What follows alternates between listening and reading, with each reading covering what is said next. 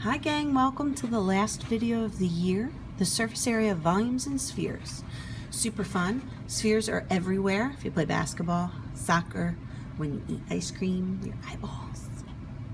All right, so as you can see, a sphere is a solid three-dimensional figure. It has a radius from the center to the edge. And we're going to find the total surface area and the volume. Here are your rules. You just plug it in. Most important thing is the radius. Let's find the total area and volume of a sphere with a radius of 2. The total surface area, you would do 4 times 2 squared pi. Here it comes. Dun, dun, dun, dun. 4 times 2 squared pi, which is 4 times 4.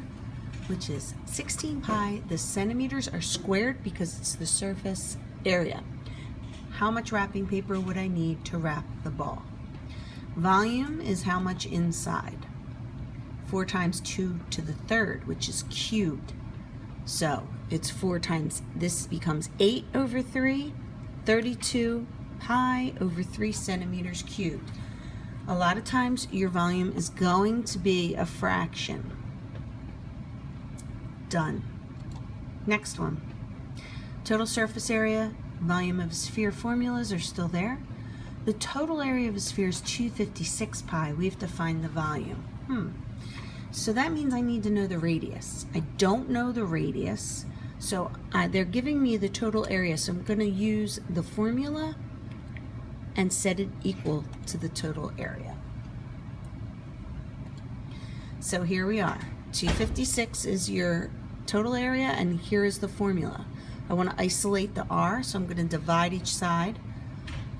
Nope, I'm going to get rid of the pi first and divide each side by 4. Okay, now I have r squared is 64, so the radius is 8. Now that I have the radius, you can plug it into your volume.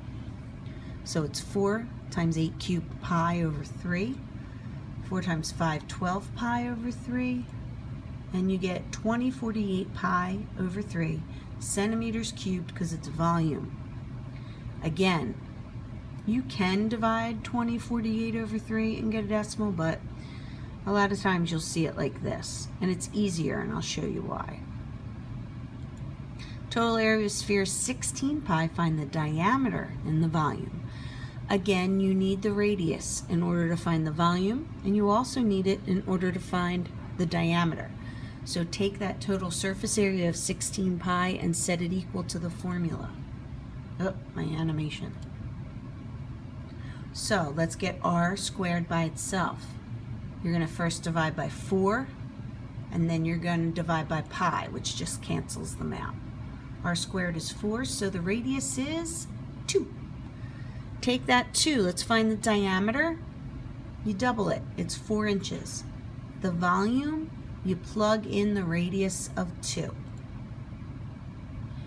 4 times 2 cubed pi over 3, so it's 4 times 8, which is 32 pi over 3 inches cubed.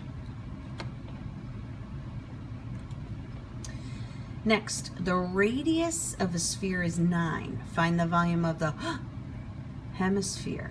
A hemisphere is what? It's half of the sphere.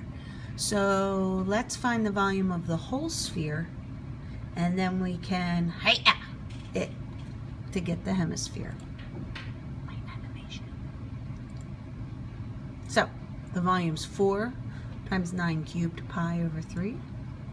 Which comes out to be 2916 over 3 pi. Yikes.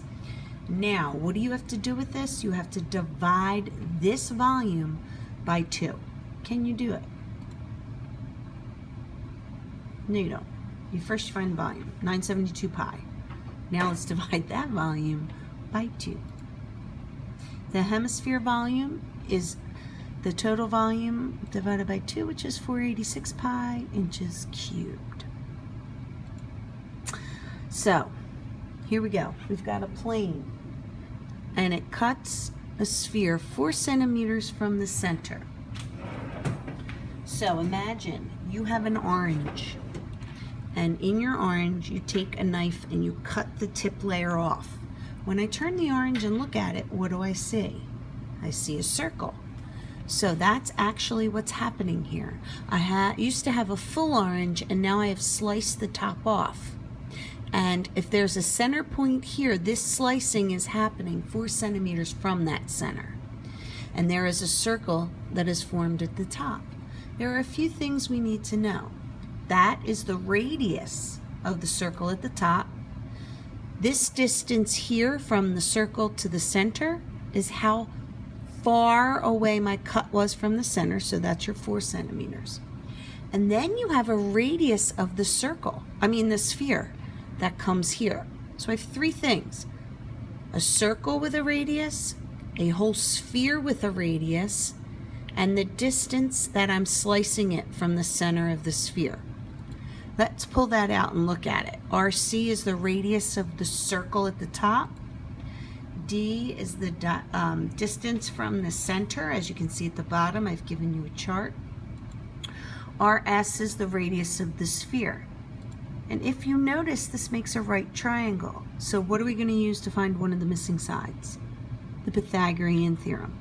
So let's see what info we're given. A plane cuts the sphere 4 centimeters from the center. So that 4 is which one of these 3? The distance from the center. Okay? The sphere has a radius of 7 centimeters. So which one is this 7? It's the radius of the sphere, not the radius of the circle. So over here, I'll show you it's 7 is the hypotenuse of that right triangle. Find the area of the circle of the intersection. In order to find the area of the circle at the tippy top there, you need the radius. So you're going to do a little Pythagorean theorem of this triangle I pulled out. And you're going to get x squared plus 16 equals 49. X squared is 33. Of course, it's not nice, but you leave it in radical form. So x, which is really the radius of the circle, is root 33. And now you have to find the area of that circle. And you leave it in radical form because when you do the area of a circle, you raise the radius to the second power, which gets rid of that radical. So root 33 times root 33 is 33 pi centimeters squared. That's the area of the circle where the intersection, the area of the circle of the intersection where I have sliced my sphere. Ta-da!